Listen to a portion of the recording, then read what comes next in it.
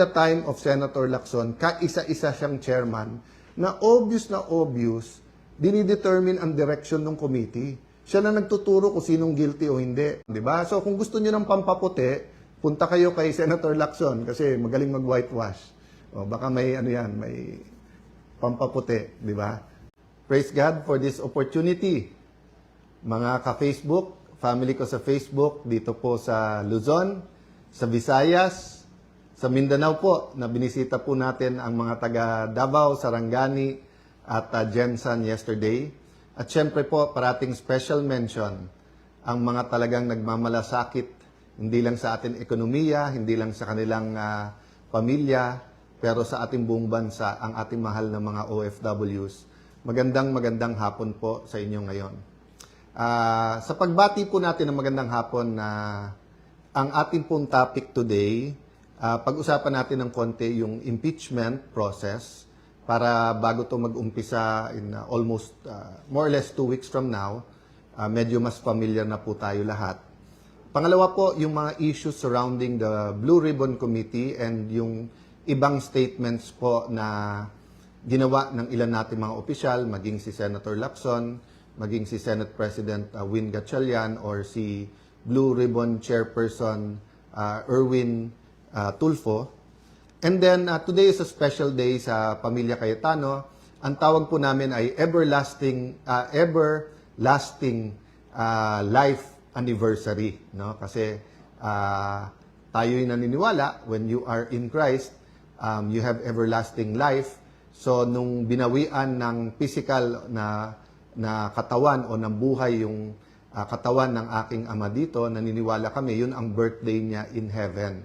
So, June 24. Tagal na po, 23 years. Parang sobrang tagal, pero syempre, dun sa mga nagmamahal sa kanya, parang kahapon lang, no? So, let's start with a biblical principle, no? Ang purpose po natin in saying verses ay dalawa.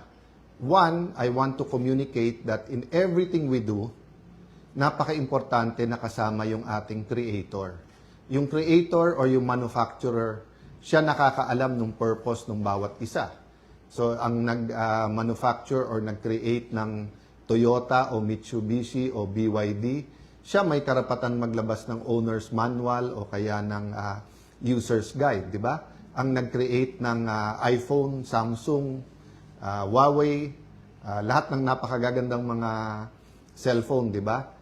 Yung user guide niyan or yung mga tips or yung mga upgrade sa kanyang operating system, yung manufacturer nakakaalam. So ako'y naniniwala din sa ating bansa, sa mundong ito, meron divine creator. So the second purpose is really not the verse per se, but the biblical principle involved, no? So, yung addressing myself to Christians, we believe kasi that the word is a living word, di ba? Ibig sabihin, hindi lang to aral sa eskwelahan, hindi lang to math or science or history. Living word to, it changes you. Having said that, even for non-believers or those who believe something different, or even kasi sa Christian community, di ba, napakadaming denominations, may major differences. For example, evangelicals at saka ang Catholics. But even yung Catholics, di ba, between yung Opus Dei at saka yung Jesuits, or ganun din sa evangelical, kung Pentecostal, kung Baptist, Presbyterian, di ba? Napakarami pong mga pagkakaiba, pero may core beliefs. And these core beliefs, I'll call them principles, diba? Biblical principles. Kaya paulit-ulit po tayo na we can debate on opinions. Opinion yun eh. So, natural, opinion mo, iba sa opinion ko. So, pag sinabi ni Lani, mas gusto niyang ang suot ko ay blazer or suit. Pag sinabi naman ni Tintoy na, sir, mas gusto ko pag suot mo t-shirt lang na plain. Pag sinabi naman ni George, iba talaga jacket. Kita mo si Robin Padilla, ang gaganda ng jacket, di ba? So, opinion yun eh, di ba? Ang facts, dapat hindi tayo nagdidebate. Kaya nga fact yun eh. Ibig sabihin, yun talaga. Di ba? So, is the world flat or is it round? Nung wala pang way to to prove it as a fact, some people said it's an opinion. Pero nung may iba ng scientific way, lalo na nung nakapunta na ng space ang mga tao, tapos nakitang bilog, it's a fact na bilog. But nowadays, pati ang facts, dinidebate. Kaya may alternative facts or may fake news pa nga kung fake talaga. That's why let's go to principles. And what principle do I want to apply today? Yung biblical principle na kung anong ating itatanim, yan ang ating aanihin. Or what we sow, we will reap, di ba? So, mula pa elementary or sa bahay, tinuturuan tayo na kung anong itatanim, yan ang aanihin. So, hindi ka pwede magtanim ng mangga, tapos santol ang iyong aanihin. So, there is a tragedy, yung school shooting and then yung stabbing. And although it's happened before yung stabbing, and although napapanood natin sa television, for example, na nangyari sa US, I cannot imagine, of course, the parents. I mean, remember si ate po lost a child a few months after birth, at sabi nga niya na no matter how people say, I understand, we feel for you, habang hindi mo naramdaman ay hindi mo masasabi. So, I just wanna really pray for the parents, pray for the loved ones ng mga nasawi, and of course, ask people to, to be sensitive, to pray for them. So, having said that, I also cannot say I can understand how the community feels, di ba? How yung classmates, yung mga na-trauma na bata, how the PTA, how yung mga homeroom teachers, how yung barangay, the barangay captain, everything it's just a shock to us, di ba? So, we have to reflect kasi kung anong tinatanim natin sa isip ng mga bata. So, isang lumabas na kasi yung mga violent na mga applications or yung mga napapanood sa social media. In a sense, hindi bago po yan kasi nung bata kami, kaya nga na-ban din yung video games and then may ilan mga cartoons na na-ban din. Kasi given naman sa atin lahat na garbage in is garbage out. But siguro ang gusto ko lang i-contribute sa discussion, nung araw kasi you may ask, bakit ibang-iba yung reaction kapag yung abuse ay nangyari sa bahay? So it can be any kind of abuse, di ba? Sexual abuse, physical abuse, it could be death, it could be injury. But bakit pag sa bahay, sa simbahan, or sa eskwelahan, grabe ang reaction ng buong, everyone, ng buong bansa, ng media, ng buong bansa. And dapat, hindi tayo pwede ma-desensitize diyan, hindi pwedeng maging normal yan. Maraming dapat hindi normal na naging normal na. That's why nga I won't go there, but yung war on drugs, that's why nga yung mga area na drug infested ay nag-resonate doon yung labanan ang drugs kasi nga nung araw parang siguro sa isang taon isang beses lang mababalita na may 6-year-old or 3-year-old or 9-year-old na na-rape o kaya yung sabihin na nagpatayan sa sariling bahay. Pero nung lumaganap talaga yung shabu, parang buwan-buwan, minsan mas madalas pa may news ng heinous crimes o napaka-violent na crimes o napaka-karumal-dumal na krimen na hindi natin ma-explain. Ang problema nga, nanonormalize. So, and then na-explain, kaya normal kasi nga, yung shabu really causes violence. But hindi talaga pwedeng ma-normalize yung shootings, killings sa school. Hindi dapat ma-normalize ang kahit anong klaseng abuse sa churches at lalong-lalo na po sa bahay. So the reason po that we're more sensitive when it is schools, churches, or home is because this is the place where children should be safe. 'Di ba? Sa bahay, kasi nga, bahay mo yun eh. 'Di ba? Sino pang magmamahal sa iyo sa mundong ito, aside from God, kung hindi pamilya mo? Nanay mo, tatay mo, mga kapatid mo, kung sino man nasa bahay, di ba? Church din, di ba? Why do you go there? You go to church because all religions teaches there's something higher than us. There's the spiritual world. At mahal ka ng Diyos. So, maging pastor yan, maging imam, maging ministro, maging pastor, kung may abuse, whether masyadong stricto at napalo kang, na-injure ka, or whether it's sexual abuse, it's unacceptable. And then, of course, school. Because we send our children to school para nga mag-develop sila eh. Ang number one resource natin is not oil or gas or gold or livestock, di ba? It's our children. So, we expect those three places to be safe, no? So, I hope na as the investigations go on, yung local sa DepEd, yung NBI, PNP, I think Congress at Senate, di ba? At tignan po natin yung total environment ng estudyante. Kasi I was thinking about it, baka sabihin nyo, ano naman kilalaman ng K-12 sa nangyari? Eh guys, half day na lang po eh. Half day na lang most of our schools. No, I don't know exactly sa Leyte. But most of our schools sa highly urbanized places are half day. So, mas madami pang oras ang bata sa lansangan at saka sa social media. 'Di ba? And then, mga churches, most are punong-puno. So, yung supervision din or yung personal time, iba-iba, depende sa church. And then, homes are not as cohesive as they used to be. It depends, no? So, my point is lang, we have to solve the problems, but we have to have very, very deep thought into this problem because existential to sa pamilya ng bawat Pilipino. So again, I join the millions who are praying and also nakikiramay dun sa mga biktima at sa pamilya. And then, of course, we understand their cry for justice.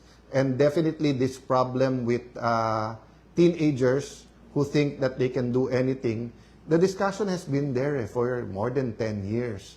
Diba? So, uminit na ulit yung discussion niya noong 2016 pa, 2026 na eh. So, tama si Senator Robin na if there's a reason to call a special session, it'll be that. Diba? So, hindi po dahilan na wala pang members yung minority sa Committee on Justice because everyone can participate eh. Hindi naman kailangan yung botohan dyan eh. It's really getting to a consensus of what what law will be most proactive and relevant to us where we can protect our young people, not expose them to criminality, not treat them as hardened criminals, but also deter them and their parents from going into violence and violent crimes. No? So I promise you I'll talk a little bit about the impeachment. So most of the news is about the pre-trial. So I'll just two topics lang. Bakit pre-trial? Kasi if you remember po, nagkaroon ng time during the hearing of former Chief Justice Corona na bumagal at tumagal kasi nga habang nagta-trial, minamark pa yung mga ebidensya. And then, pag ang prosecution biglang nagtanong, pwede bang yung second o third article ang i-present or may skip kami? O kaya kung parehong dokumento or parehong witness ang gagamitin, debate pa parate. So, I really have to thank Secjan Joel, Senate Secretary Joel Montales and the professional Senate staff and yung mga researchers ng iba't ibang mga opisina ng mga senador who all agreed na kailangan talaga yan. So, although some might think na may ups and downs yan every day, mas mabuti na yan kaso sa everyday sa trial magka-problema. So having said that, the second point kasi I want to make, and I think this is the most important point in the trial, is yung political neutrality or yung impartiality. So all throughout history, ang issue parati sa isang korte is to be impartial. Impartial. Ibig sabihin po, walang kinikilingan, di ba? Hindi pwedeng umpisa pa lang, A versus B, kampi ako kay B. Diba? Kaya nga sa jury system, they have to make sure na yung mga nasa jury hindi biased. So supposedly sa system natin na may judge, sila dapat ay trained na kahit na may personal opinion or may feelings about it, they apply the law. Diba? So for example, kung yung isang judge namatayan dahil sa drunk driving, pero ang batas natin, drunk driving 6 years lang, hindi pwedeng sabihin ng judge, 9 years ikulong yan. Kasi nga, kailangan niya sundin yung batas. But yung judge kasi is trained. So, ang problema natin sa senator judges, we're not really trained as judges. Of course, some of us have been in other impeachment trials or whether sa House or sa Senate, so may konti ng experience. But still, ang layo sa training kahit na ng ating MTC or RTC judges, di ba? So, yung impartiality is very important. So, if you remember when we convened the court, nag-oath taking, di ba? Nauna ako at pagkatapos nag-oath naman yung lahat ng senator. Makikita nyo po dito sa resolution adopting the rules of procedure on impeachment trials. Sa Rule 3, before the consideration of the articles of impeachment, the presiding officer shall administer the prescribed oath or affirmation to the members of the Senate then present and to the other members of the Senate as they may appear, whose duty shall be to take the same. Upon presentation of the articles to the Senate shall specify the date and time for consideration of such articles, unless the Senate provides otherwise, di ba? So yan, ginawa natin lahat. Tingnan niyo yung next paragraph. Senators shall observe political neutrality during the course of impeachment trial. Tapos dinefine niya, political neutrality shall be defined as an exercise of public officials' duty without unfair discrimination and regardless of party affiliation or preference. Okay, ulitin ko ha. Without unfair discrimination and regardless of party affiliation or preference.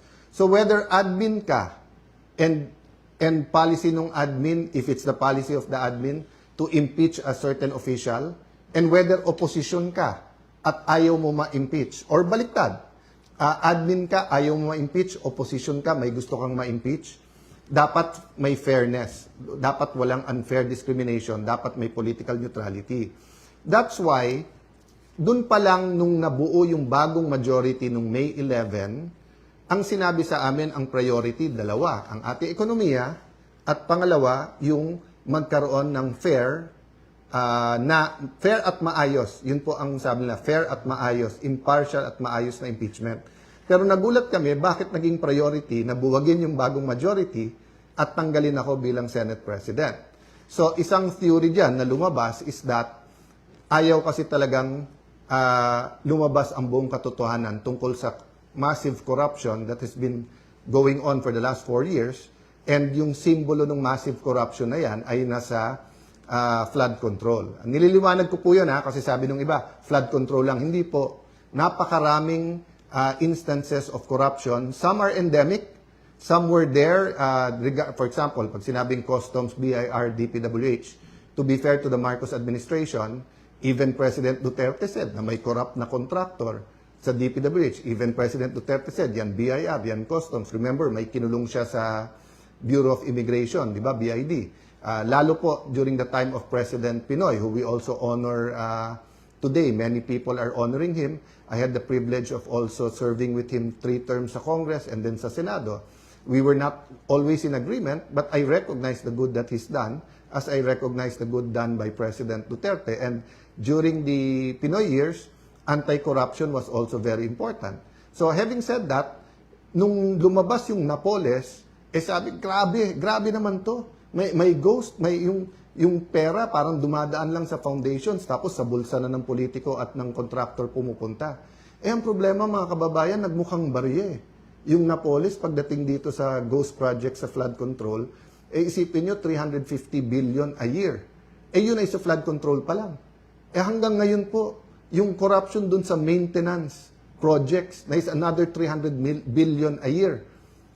Halos wala pa akong nababasa dyan. So, napakarami pa ho. So, statement po ni Senator Win, paraphrasing, pag may lumabas na ebidensya, pwede mag-hearing. I'm not so sure kung eksakto yun ang sinabi niya. So I won't comment sa kanya. But yung sinabi po ni Chairman Erwin na iikot na lang ba tayo sa flood control? O kaya yung sinabi ng iba na kapag may bagong ebidensya, hindi po ganon. Pag nag-iimbestiga ka, ikaw naghuhukay. Ikaw nag-investigate, ikaw nag-uncover. At kahit sino po sa amin mga senador, congressman, basta't neutral lang ho neutral lang. Wag lang talaga maging alagad or aso or tuta ng Malacanang. Pwede po talaga nating bilangin Yung 18 former Marines, sinabi nila may mga kasamaan sila, active at hindi active. So, yung isang lane lang yon, yung mga bodyguards. May magandang point yung sinabi sa akin ng isang public official din. Sabi niya, Sen, bakit ba ang daming debate kung may katotohanan o wala? So, hindi pa niya sinasabi kung totoo o hindi yung testimony ng 18 Marines. Ang sinasabi niya lang, ba't may debate pa kung yung mga former bodyguards or former Marines ay pwedeng mag-deliver o hindi? Si Zaldico na mismo nagsabi na marami siyang pinadeliveran. Di ba? And everyone agrees that former Congressman Zaldico is in the center of this. So, hindi ko pa sinasabi na conclusive siya ang mastermind or kumbaga sa gera siya ang isa sa pinakamalaking general. But we all agree, whether we believe what he said or hindi, that he's in the center of that. At siya na nagsasabi nga na yung mga nilikom niya ay hindi para sa sarili niya at may mga diniliberan siya. Imposible naman mag-isa siya nag-deliver. So, going back to my point, that's one area to follow. Okay, number 2, dami pang public officials. Ang dami na banggit. So, dun sa inyo na nagtataka bakit ako inaaraw-araw ni Senator Lacson, di ba nasabi ko na kasi nabuko sila eh. So, kasi kung susundan nyo, hukayin nyo yung ibang mga video at mga statement ni Senator Lacson, dumating ang point, siya na yung sumasagot eh. Siya na nag-i-interpret ko ano sinabi ng mga witness. Siya na nagsasabing, etong witness na to, okay, eto hindi. Eto credible, eto hindi. Kinausap daw niya si Yusek Bernardo. Nag-deliver daw, pero hindi sa Malacanang o hindi sa mga taga Malacanang. Kung hindi, or hindi sa First Family, pero dito dineliver sa mga opisyal na to. And then ayaw niya patawag yung mga opisyal na yan. So, kahit na po yung mga investigador sa PNP na 6 months pa lang nag-training, nag-uumpisa na, may simple yan na kung paano mo susundan yung ebidensya. Diba? So, napakaraming leads. So, ang question lang, gagawin natin ba to o hindi? O, bakit ko to inuugnay sa impartial hearing? Kasi, kung ang gusto ng administrasyon, kalimutan muna natin lahat ng ibang corruption, impeachment muna kasi importante to. Then that's selective justice, di ba? Then that's discriminating, meaning any other corruption, okay na lang sa atin? Basta't dito na lang? Kasi, why? So, I mean, I won't go into the reasons, obvious naman, di ba? So, we have the rest of this week, we have next week. Why not call a Blue Ribbon hearing? Why not ask both the administration and the opposition sinong gusto niyong witnesses? Nung araw, ganun eh. Naging chairman ako ng Blue Ribbon Committee eh. Kahit sinong member na magsabing, sir, can we call ganyan? Kasi when you call a witness, so for example, kung 10 kami mag-attend, ako gusto ko magtanong sa 18 Marines. Di, oras ko yun eh. Di, ako magtatanong doon. Ngayon, may nasabi silang hindi sang-ayon. O di, magtanong sila. Kaya nagtataka nga ako kay Senator Erwin, ba't nagko-comment pa about the 18? Sabi niya, mag-inhibit siya. At si Senator Pangilinan na dapat ang mag-hearing dyan. Kasi kung ang sasabihin po natin ay, sige, we're getting organized. Okay, pero kung sasabihin nyo, oy, tapusin natin impeachment, wala mo ng Blue Ribbon hearing. Sandali lang. Napakalaki, mas malaki yung pinag-uusapan nating amounts eh. Di ba? Parang bundok versus... So, yung pag-uusapan sa impeachment, hindi ko mamaliitin yon. Pero kung ano man ang pag-uusapan natin sa corruption compared sa impeachment, it is at the very least as important. But in terms of volume of the money lost, napakalayo. Di ba? So ang point ko po, kailangan nakakapag-multitask tayo. Di ba? Kaya nga dinidistract eh. Kaya nga inaaraw-araw ko ni Senator Lacson, sasabihin niya, move on, tapos siya din ang hihirit. Ang daming, i-explain ko yon yung sinasabi niyang hindi statesman. Ang i-explain ni Senator Lacson ito. Kasi ako, 2007, naging chairman ako ng Blue Ribbon Committee. Before that, 3 terms akong congressman. So, although nung congressman ako, nababantayan ko lang yung Blue Ribbon Committee, pero hindi naman ako nakakapag-participate. But from 2007 until recently, nababantayan ko at active ako dyan. Halos lahat ng naging chairman dyan, sinusundan ng ebidensya.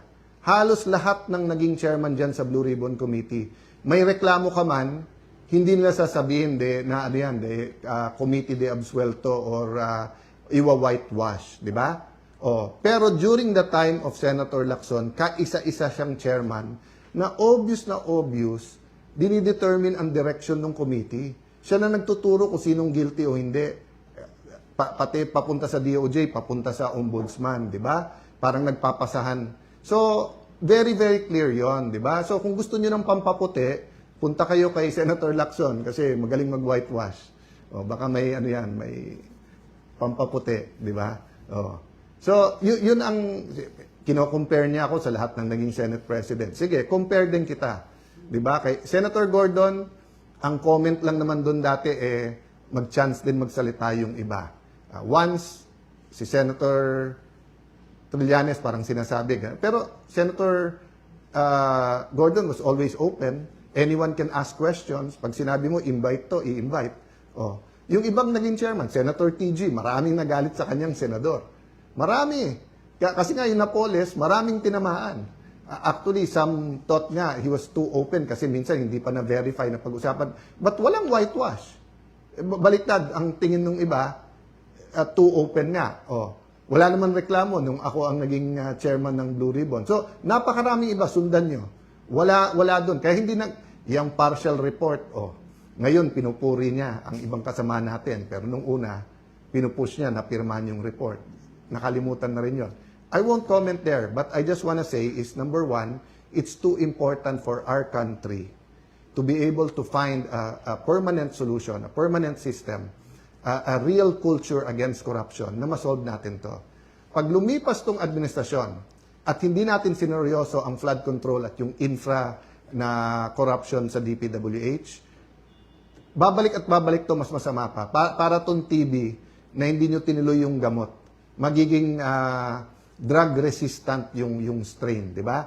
So parating sinasabi po yon pag tinitreat yung tuberculosis na kailangan, kahit maganda na pakiramdam mo, kailangan mong tapusin yung gamot. Hindi pwedeng sa pangatlong buwan, medyo maganda na pakiramdam mo. Hindi. Ganun din po sa corruption.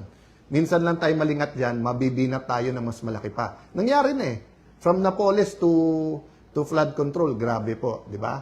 So, having said that, I just want to mention this. We can't keep saying change, then we just change administrations, change presidents, change ombudsman, change Senate president. We have to change the political culture. We have to change our values. We have to change the foundations of what we call governance and values sa governance. So, I'm inviting everyone, total marami na tayo sa page na to. Kung may ideas po kayo, let's put together a Philippine agenda. I think yun po yung mali from EDSA 1 until present. Na kapag gusto natin ng revolusyon, inaano natin tao, sama-sama na tayo, magkaisa tayo, sama-sama na tayo. Pero pagka napalitan na ng leader, kami leaders, kami na lang magde-decide. So I think if we want a real change, first, we have to ask God, Lord, anong masamang ginawa at anong... Number two, we have to do it together. So, special mention ko lang yung Tindig Pilipinas. So, di ba, yung grupo nila, Kiko D, nag-file sa ombudsman. So, na-receive namin today. Kausapin ko pa lawyers ko, pero alam ko na, sinabi ko na sagot ko dyan. But I just want to congratulate them for doing the job for the administration. Alam ko naman na nung ginawa ko to, sunod-sunod na mga kaso ang pupunta sa amin. Sanay na kami dyan, di ba? Sinabihan yung mga senador, pag hindi kayo malis, kakasuhan, pagka hindi kayo... Basta, so ang point ko lang, just remember who you are, Kiko, di ba? Kiko D. Aquino ka, hindi ka Kiko D. Marcos, di ba?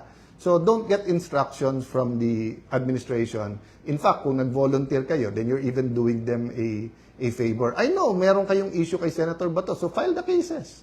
File the cases, di ba?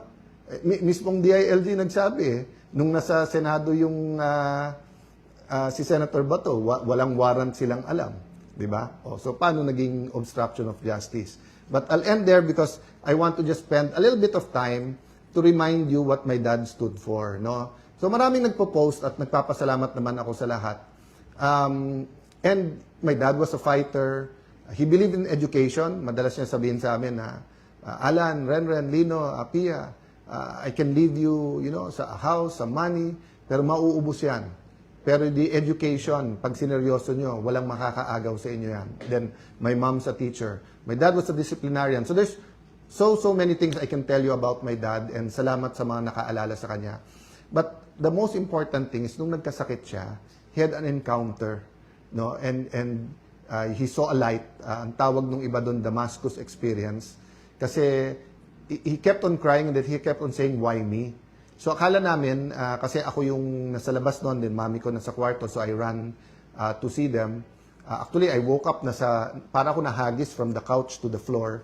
We were in the US noon, nagpapagamot siya. And then he was crying, why me, why me? So sabi ko, why me? Kasi nga, medyo hindi pa niya alam na cancer sa tiyan yon. Akala pa namin liver. Pero masakit parati, may pain parati. Pero nung sinabi niyang why me, sabi niya, alam niya yung ilaw na yun, na-feel niya na si God yon.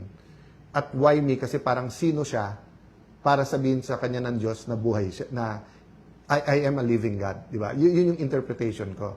So, hindi yun yung exact words. So, after that, alam nyo, may message on that. Ang message niya, number 1, make God number 1 in your life. And number 2, spend a little bit of time every day with God. So, sa dami ng pwede ko sabihin about my dad, I know if he was here, ang dami niyang gustong sabihin, pero ang uulit-ulitin niya yon na mga kababayan, mga kapatid, make God number 1 in our life. And then number 2, always spend time with God. So I have a week naman at hindi rin ako nakapag-post nung Father's Day. Medyo parang 10 years ako hindi may migraine, but nagkamali ako. I drank grapefruit, citrus yon, so nag-migraine ako nung Sunday. But I can spend naman the next few days telling you also something about Father's Day, about my dad. But what I want to say about Father's Day and about my dad is that hindi tayo pwedeng fatherless. And in attending nga the Go Convention ng Victory Church, yung unang speaker doon, hindi ako naka-attend pero pinaalala sa akin ng isang very close sa akin, Bishop June. I have the transcript. Meron siyang article, Fatherless No More. I hope many people can read that. I'll see if it's available, no. But basically, sinasabi niya yung tao na feeling niya fatherless siya. And there's so many of that experience kasi madaming single parents na.